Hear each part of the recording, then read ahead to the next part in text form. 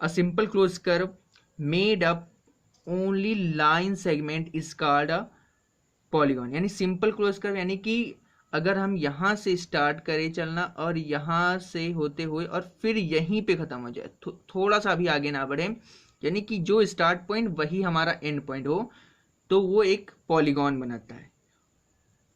Okay. और एक line segment हो, जिग जैग नहीं होना चाहिए, कर्व के फॉर्म में नहीं होना चाहिए। फिर इसी तरह अगर हम यहाँ से चलना स्टार्ट करते हैं, यहाँ से होते हुए फिर उसी पॉइंट पे आके हम एंड हो जाते हैं, यानी ए से अगर स्टार्ट करते हैं तो ए पे, ए से थोड़ा सा भी आगे नहीं बढ़ते हैं, तो वो सिंपल क्लोज कर्व होता है। और जो सिंपल क्लोज कर्व होता है वो क्या होता है? पॉलीगॉन। ओके। अब बात करते हैं नॉन पॉलीगॉन की, यानी कि a non polygon is a not simple close curve, यानी कि वो सिंपल क्लोज कर्व की कंडीशन को फॉलो नहीं करता है, क्योंकि सिंपल क्लोज कर्व की कंडीशन होती है वो क्रॉस नहीं करते। अगर हम यहाँ से स्टार्टिंग पॉइंट मान लें तो यहाँ से होते हुए, यहाँ से होते हुए, और यहाँ देखो ये क्रॉस कर गया, यानी कि ये इधर क्रॉस कर गया, तो ये क्या हो गया? Not simple close curve. अगर नॉट सिंपल क्लोज कर्व है तो वो नॉन पॉलीगॉन है। अगर यहाँ से देखिए, यहाँ से कितनी बार यहाँ पे कट किया है, तो ये नॉट सिंपल क्लोज्ड कर्व है। और यहाँ पे देखो ये क्लोज भी नहीं है, तो वाकई में ये भी नॉन पॉलीगॉन है।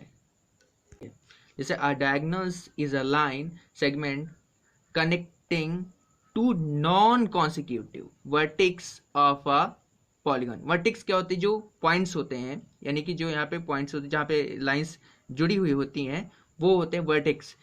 नॉन कॉन्सिक्यूटिव, कॉन्सिक्यूटिव मतलब होता है जैसे अगर हम ए से स्टार्ट करें तो ए के बाद बी और एक बी के बाद सी, अगर हम यहाँ पे, तो ये हो गया कॉन्सिक्यूटिव ए बी सी, यानी कि क्रम से, यानी कि ऑर्डर में ए बी सी डी। अगर हम नॉन कॉन्सिक्यूटिव की बात करें तो क्या होगा? अगर हम ए अगर बी को छोड़ दें तो डायरेक्ट क्या आता है हमारा? सी। तो ये क्या हो गया? नॉन कॉन्सिक्यूटिव, यानी क्रम हमने तोड़ दिया ना, ए के बाद बी आना चाहिए लेकिन आया क्या?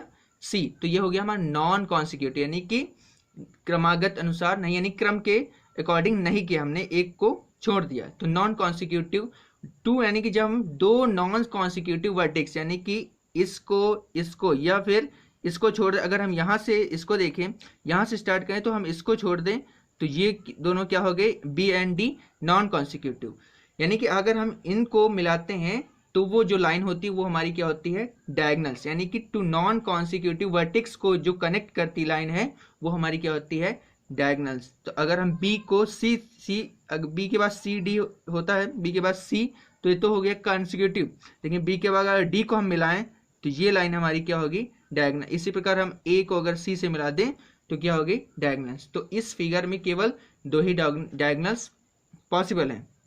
फिर इसी तरह अगर हम पी क्यू आर, तो अगर हम पी से क्यू, क्यू से आर, यानी तो ये कोई ऑर्डर में हो गया, यानी कॉन्सिक्यूटिव होगा। अगर हम क्यू को छोड़ दें तो पी के बाद क्या आता है? आर, अगर तो इसको मिलाएं तो ये हमारा हो गया डायगोनल। इसी प्रकार हम क्यू आर एस की बात करें तो अगर हम आर को छोड़ दें तो ये क्यू और एस क्या हो गया? Non consecutive. अगर इनको मिलाएं तो वो जो लाइन होती है वो हमारी क्या होती है? डायगोनल्स। तो ये डायगोनल्स हो गया। इसी प्रकार हम आर एस टी में अगर एस को छोड़ दें, हम टी से मिला दें, तो ये हमारे हो गए एक डायगोनल। इसी प्रकार एस टी पी में, तो टी को छोड़ दे अगर हम एस और पी को मिला दें तो ये हमारे हो गए डायगोनल्स। तो यानी कि इस फिगर में पेंटागन में हमारे कितने डायगोनल्स बने? 1 2 3 4।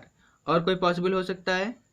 हाँ, टी को अगर हम पी को छोड़ दें और यहाँ पे क्यू से मिला दें तो एक डायगोनल्स और बन जाएगा। तो हमारे कितने डायगोनल्स बने? 1 2 3 4 5, यानी कि 5 डायगोनल्स हमारे बन गए। ओके।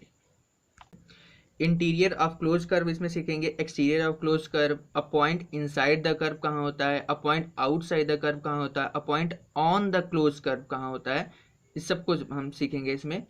तो देखिए, इंटीरियर ऑफ क्लोज कर्व यानी कि जो अंदर का भाग होता है वो क्लोज कर्व क्या होता है? जो ये बाउंड्री लाइन हो गई क्लोज कर्व की, तो इसके अंदर का भाग हो गया तो वो इंटीरियर बोला जाता है, यानी अंदर का। एक्सटीरियर ऑफ क्लोज कर्व यानी क्लोज कर्व के बाहर का, यानी कि ये बाउंड्री लाइन के बाहर का भाग जो क्या क्या होता है?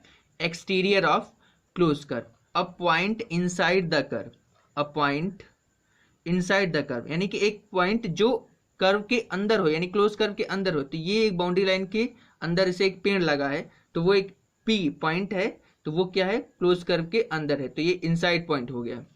फिर आउटसाइड द कर्व यानी कि एक पॉइंट जो क्लोज कर्व के बाहर है, यानी कि अगर घर के बाहर कोई पेड़ लगा तो मान लो ऐसे मान लो, तो ये क्यू का क्या है, एक पेड़ है जो घर के बाहर है यानी क्लोज कर्व के बाहर है। फिर है अब point on the close curve, यानी कि एक पॉइंट जो बाउंड्री लाइन, कभी कभी दीवार के ऊपर पेड़ निकला तो वही समझ लो, अगर बाउंड्री लाइन के ऊपर कोई पेड़ निकला है तो वो हो गया ऑन द क्लोज कर्व, यानी कि देखो जो बाउंड्री लाइन उसी के ऊपर ये आर पॉइंट है तो ये ऑन द क्लोज कर्व। अब पढ़ते हैं convex polygon. It's all interior angles less than 180 degree, this means that all the vertex of polygons will points outwards away from the interior of the shape. यानी कि पहली condition क्या होती है, इसके जो सभी इंटीरियर एंगल्स होते हैं यानी कि अंदर के कोण, यानी कि ये इंटीरियर एंगल्स होते हैं, ये 180 डिग्री से ज़्यादा नहीं, यानी कि कम होने चाहिए, यानी ज़्यादा नहीं होने चाहिए, 180 डिग्री से कम होने चाहिए। और इसीलिए क्या होता है, इसीलिए इसके जो वर्टेक्स होते हैं वो बाहर की तरफ, यानी कि अंदर की तरफ नहीं बाहर की तरफ पॉइंट्स होते हैं। नेक्स्ट कंडीशन, दूसरी कंडीशन है इसके पहचानने की, ये कि अगर हम इसके किसी भी दो नॉन कॉन्सिक्यूटिव वर्टेक्स को मिलाएं, यानी कि अगर इसको छोड़ दे कॉन्सिक्यूटिव, अगर यहाँ पे ए मान लेते हैं, A B C and D, तो ये ए बी जो होता है ए बी सी, तो ये कॉन्सिक्यूटिव यानी क्रम से चल रहे हैं, यानी ए के बाद बी, बी से सी, सी से डी।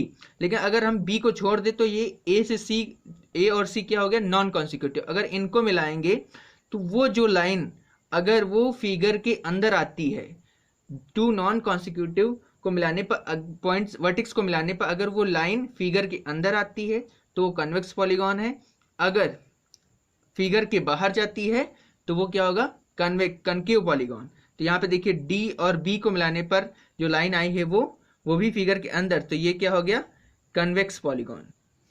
अगर इस फिगर की बात करें तो इस पॉइंट और इस पॉइंट को अगर मिला दें, यानी कि टू नॉन कॉन्सिक्यूटिव वर्टेक्स को मिलाएं, तो ये भी देखो अंदर ही आए, ये दोनों लाइन्स यानी जो डायगोनल्स है वो अंदर आए, तो इसका मतलब क्या होगा, ये एक कन्वेक्स पॉलीगॉन है। दूसरे नोट पर लीजिए, triangle is always convex, triangle is always convex, क्योंकि इसमें कोई ऐसा पॉइंट नहीं जो मिलाएंगे तो वो बाहर जाएगा, तो ट्रायंगल इज ऑलवेज कन्वेक्स।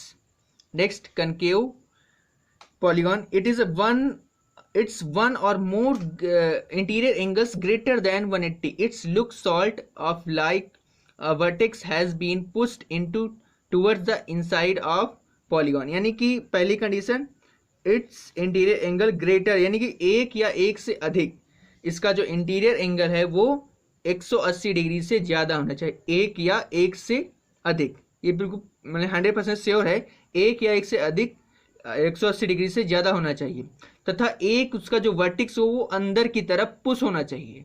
जैसे कि यहाँ पे देख लीजिए ये फिगर है, तो देखो यहाँ पे एक 180 डिग्री से ज़्यादा है तथा ये एक जो वर्टेक्स देखो अंदर की तरफ पुश है। यहाँ पे देख लीजिए इस फिगर में ये देखो 180 डिग्री से यानी लगभग 270 है, और ये देखो एक वर्टेक्स क्या है, अंदर की तरफ ऐसे पुश है।